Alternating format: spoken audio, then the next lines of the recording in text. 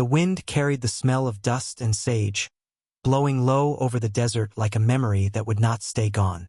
Spring in the west was never as sweet as the calendar promised. The sun shone hot enough to fool you into thinking winter was over, but when night arrived, it still nipped hard at your bones. Down a narrow path etched into the earth's skin, the woman traveled with her 2 daughters. The younger rode awkwardly on her hip. The elder held onto her skirt with small, stubborn fingers. In the warm, late afternoon light, their shadows reached long and narrow, as if the earth itself was attempting to claim them. Her name was Leah. She was 30, though the year of bereavement had etched more years into her face than the seasons had. Her sun-baked skin once had been unlined, unscarred by trouble. Now it had the fine, wind-worn lines of loss. Her husband's voice continued to visit her at night. Not in sound, but in the dense quiet that followed after her daughters were asleep. She had entombed him in icy ground before the snow had begun to thaw, along with the last vestige of her security. His family had maintained her over the winter, maybe out of compassion, maybe out of obligation.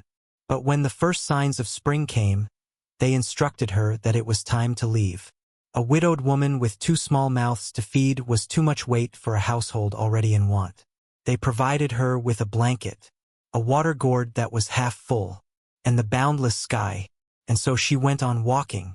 She never looked back, but Mari, her older daughter, did one time at the spot which would no longer be hers.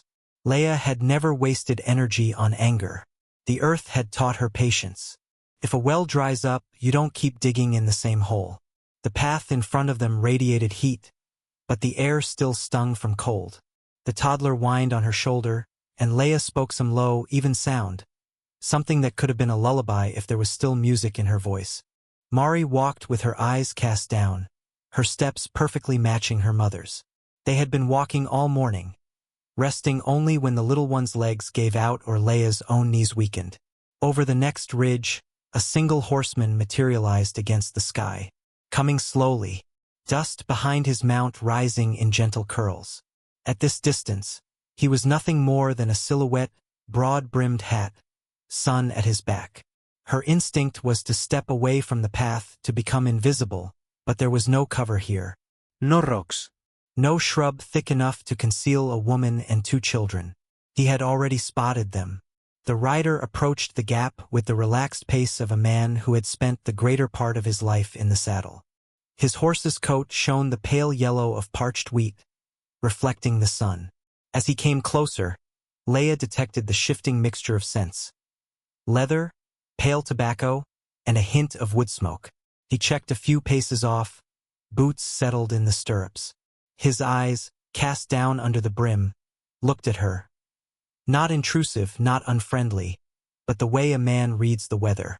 The sunlight fell on his face, and she could see he was younger than she'd assumed, mid-30s maybe, but with the quiet of an older man.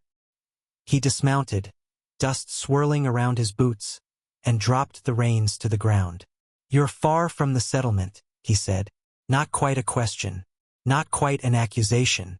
Leah adjusted the toddler on her hip. "We're headed west," she answered, her voice dry from the road. He didn't press. Instead, he crouched to meet Mari's eyes. "You thirsty?" The girl looked to her mother for permission. After a moment, Leah gave a small nod. The man dug into his saddlebag, pulled out a water canteen, and poured it into a tin cup. He offered it to Mari in both hands, as if it were a treasure of some sort. Leah observed with the cautious forbearance of a woman who had learned that people often gave only when they expected something in return.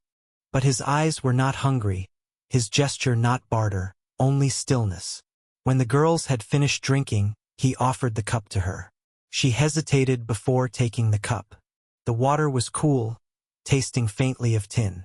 She let it rest on her tongue before swallowing, as if drawing strength from it. "You've got a long way before you'll see a roof," the man said, "and the wind'll turn cold tonight." Leah looked out toward the west, where wispy streaks of cloud had started to assemble. "We'll be fine," she replied, though her knees hurt and her arms shook from the burden of the little one. He regarded her for a moment, then relaxed. "My home is close. You and the girls could get some rest. Just overnight. The manner in which he spoke left no hint of demand, only an offer. Pride and need fought within her breast. She had come this far on her own, keeping the children safe with nothing more than her own determination. But the promise of shelter of a single night without the wind cutting into her face was nearly too much to resist. With a single nod, she gave in. He tilted his head slightly, mounted his horse, and held out a hand to Mari.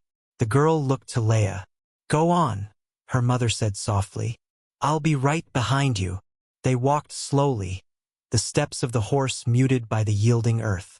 The terrain broke from open bush to the indistinct shadow of pasture, evidenced by a crooked fence that had better days behind it. Before them, there was a cabin huddled low to the ground, smoke drifting from the chimney. A windmill rotated slowly in the light, its groan on the wind sounding like some old cradle song. Inside, the air was scented with wood and coffee. He crouched to revive the fire, the flame casting the walls in dancing gold. "Sit," he said, nodding at the chair beside the hearth. Leia sat down, each muscle exhaling relief. Mari hovered beside her. The toddler leaned into her side. The man carried warm bread from the morning and a pot of beans. They ate in silence, the only noise small, steady chewing from the girls. A knock on the door. A woman with silver hair in a braided length came in, blankets held under one arm. She glanced at Leia and then at the man. "About time you added some life to this dump," she said, dropping the blankets on the floor without a word. She did not ask questions. She poured herself coffee and sat like she belonged there. Weeks passed, although no one noted it. Leia stitched shirts many weeks past long folded, brushed corners free of dust. The girls learned the routes to the barn, the texture of the cat's coat. Nighttime, she stood out under the sky, allowing the peacefulness of the land to seep into her bones. Occasionally, the man, Ethan, was with her. They talked in bits, sharing bits of themselves without asking for more. That night, Ethan returned from town with his jaw clenched, eyes narrowed. Her in-laws, he informed her, had been inquiring about her, insisting that the children be returned. The wind was knocked from her body. Her fists balled. "You are safe here," Ethan reassured her, his tone firm, absolute.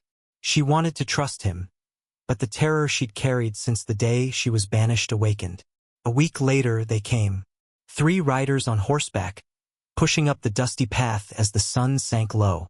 Ethan stood on the porch, his stance loose but immovable. Leia stayed just behind the doorframe, the girls clutching her skirts. The riders stopped a few yards short. Their leader called out, "We've come for what's ours." Ethan's voice carried without raising. "You've got nothing here." The man sneered. "Blood's blood. Their family." Ethan stepped back, reducing the distance between them by 2 strides. His voice turned crisp. "Family doesn't abandon a woman and children to die on the trail." The silence fell heavy as dusk. The riders shifted in their saddles, glancing from Ethan's unblinking eyes to the black doorway behind him. He didn't go for the rifle propped against the post. He didn't have to. Something in his quiet told them that they would not conquer here. The leader at last pulled on his reins, wheeling his horse. The others turned with him, their forms dwindling into the distance. Ethan turned then, catching Leia's eyes across the doorway. Something unseen passed between them. A vow, perhaps, or merely the knowledge that she was no longer going alone. The girls disappeared behind her skirts, racing into the yard. Their laughter echoed, shattering the tension like a church bell. And as the wind took the sound away, Leia felt the ground firm beneath her feet for the first time in quite a while.